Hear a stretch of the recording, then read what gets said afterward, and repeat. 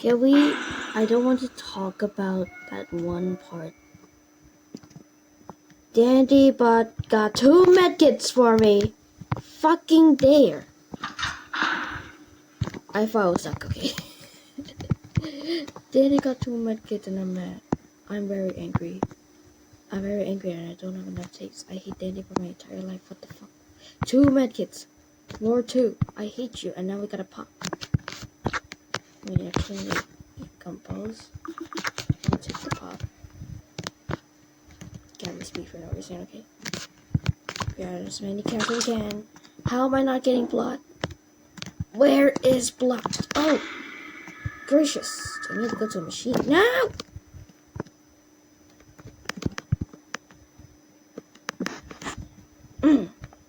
Making it no longer weak to grass. So to keep things consistent, Torterra gained the ground type, which it could use to hit Empoleon for super effective damage. Reversals can happen, such as Infernape's fighting type beating Empoleon's steel, but the original advantages are virtually always preserved. The only exceptions are the dragon type mega evolutions, Charizard X and Sceptile, but those transformations are temporary and have since been removed. If Charizard became Fire Dragon, it would no longer be weak to water. Blastoise's Ice-type coverage would not work either, like it could for Swampert against Mega Sceptile.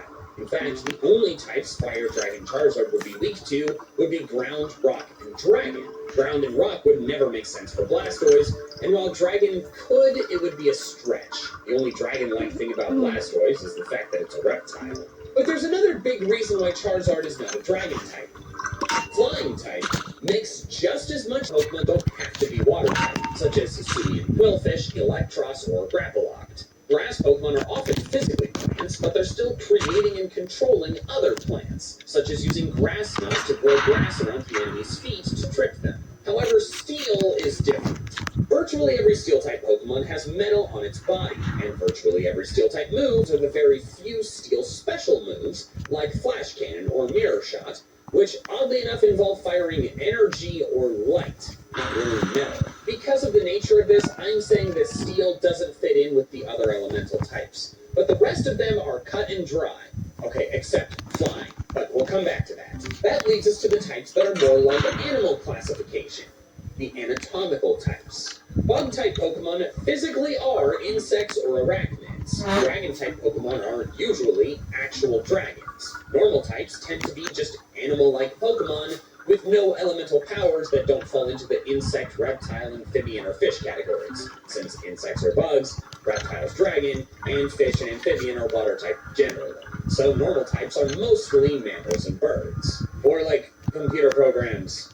Stuff that doesn't fit in anywhere else. Ghost Pokemon are, which is not control of an element. Steel-type Pokemon have metallic bodies. Then Flying-type Pokemon can fly.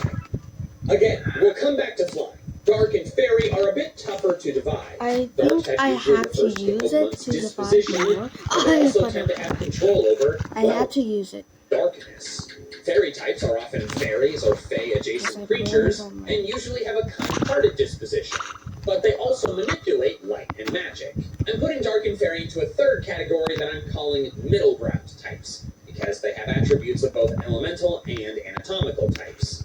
Flying is also going in this category, but it's significantly more complicated. Non-physical control of the air still applies to the flying type. But there's even a third piece of it. Bird stuff. The flying type includes lots of moves that deal with the physical attributes of birds specifically. Feather Dance, Roost, Drill Peck, and Brave Bird being a few examples. These bird moves are often learned by birds that cannot fly, like Blaziken learning Brave Bird or Empoleon learning Drill Peck. It's much like the bug type in this regard. If the attack involves a body part or action that is specific to bugs, like Bug Bite, Infestation, or Spider Web, the move is bug type. In short, the flying type covers the act of flying, manipulation of the air, and birds.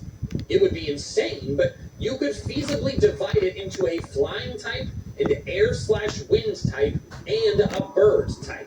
So that gives us 9 elemental types, 6 anatomical types, and 3 middle ground types. The fact that types can be categorized like this is what leads to Charizard's situations, where กินยาแล้วเหรอ กินแล้วค่ะ แล้วตื่นนานแล้วเหรอคะ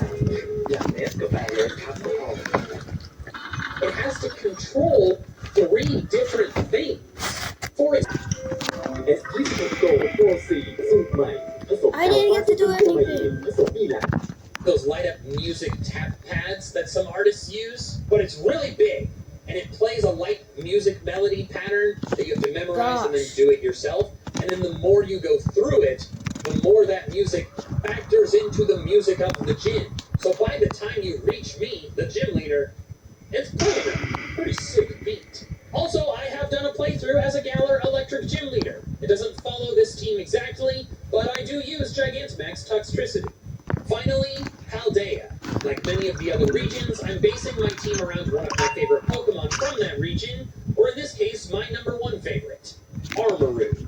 This immediately means that I would be a Fire-type Gym Leader, since Tulip is already a Psychic Leader. However, I would not just use Armarouge as my ace. I would use Armarouge. I also just really want to use them because they are the coolest and some of the most popular Paldea Pokemon, yet they actually feel quite overlooked within the game itself, since almost no one uses them. Mila technically uses Armarouge as her ace, but only in optional post-game rematches, since her initial battle is just Torkoal and the Starmobile. And then, shockingly, I could not find a single major NPC that ever uses Cerulege. This frankly awesome pair does cause a problem though, because it breaks Paldea's Gym Leader theme. This is that exception I mentioned back at the beginning of the video. The Paldea Gym Leader Aces are not Paldea Pokemon, and are in fact not Pokemon of their type specialty at all. They use other region Pokemon that then terrestrialize into the leader's specialty. Bug Leader Katie uses Bugterra Teddiursa. Since, as mentioned, no double battle gym leader ever has more than 4 in the initial battle. But for any later rematches that allow for more, which they do, Rhyme has both a team of 5 and a team of 6 at some point. I'd first add Drought Torkoal for obvious reasons. It would weaken Gastrodon's water moves, but I can live with that. And then finally would be Arcanine for Intimidate. My gym's location would be Zapapico. There's no current gym, and it's the town where you obtain the armors to evolve Charcadets, so it feels appropriate. As for the gym puzzle, Paldeas are a bit weird because none of them actually will appear. To simplify, if you have 1 Pokemon in your party, this means your chance of seeing Mirage Island one specific day is 1 in 65,535. Realistically, though, you have and he says he can see Mirage Island. What is this mystical place actually like? Should it appear, you can find it on Route 130, so the only Emerald, since it was only ever distributed for Ruby and Sapphire specifically. Although, quick sidebar, following my promise, I didn't know this until making this video. Did you know that you have to manually add Ruby and Sapphire to upgrade the machine? You get the Ruby by delving through Mount Ember into the Ruby Path, and once you return with it, he gives you the Rainbow Pass, which gives you access to the islands beyond the first 3. Oh, and also you have to activate Mystery Gift by putting the phrase "link together with all" into the paper on the cover of your files. I don't want Sprout. I want Block. What the fuck is this? I hate this. Except I know I started with it first. The best I can offer you is my second Platinum team, which I know exactly what it is, because the Platinum cartridge I got, I still have. Shut up. That team was Shut up. I don't like you. Floatzel, Raichu, Shut and up. Border, and Giratina. That is blocked. Quite a few repeats from the Diamond team, but remember, there was an entirely different team in between the two, plus I found out... I'm just gonna die, man. I hate Sprout. My entire...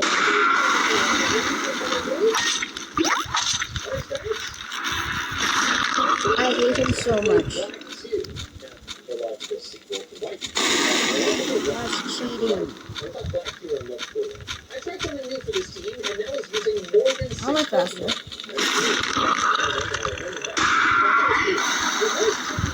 But it was definitely an interesting experience.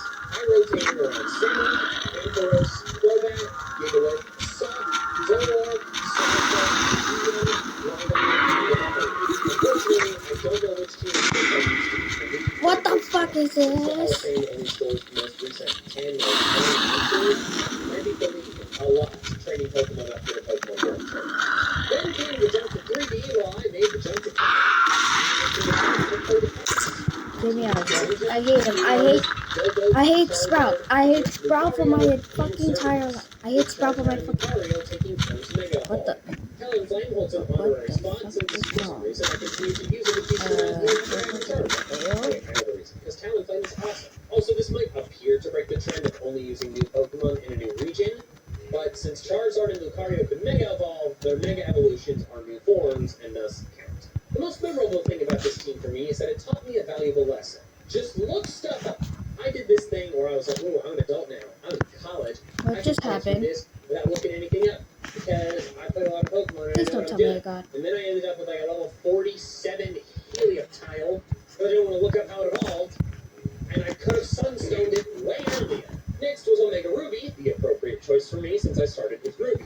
I started with Sceptile, obviously, then used Gallade, Manectric, Crobat, Gyarados, and we got a problem. I'm stuck. Except Crobat can Mega Evolve.